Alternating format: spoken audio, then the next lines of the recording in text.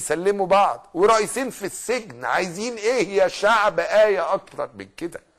عايزين ايه يا حكام آية اكبر من كده؟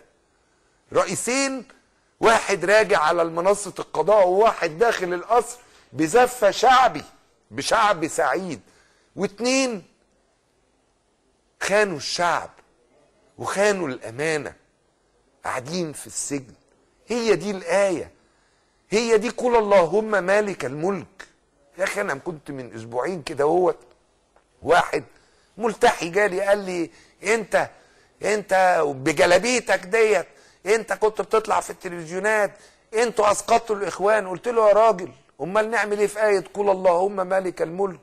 قلتوها لما مبارك وقع واخدتوا انتوا الملك، ليه مش عايزين تقولوا الآية دلوقتي وانتوا بينتزع منكم الملك؟ انا عايزك تعلق على هذا المشهد يا استاذ. مشهد جميل، مشهد حلو، اللي حواليه مبسوطين، هو مبسوط.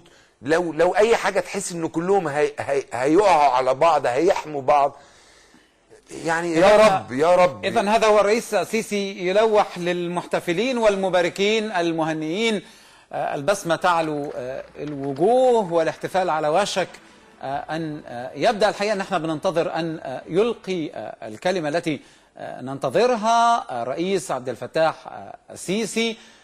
كان الصبح أداء للقسم فقط، لكن الكلمة الرسمية سوف تلقى أعتقد خلال دقائق من الآن مع بدء الاحتفال. الوفود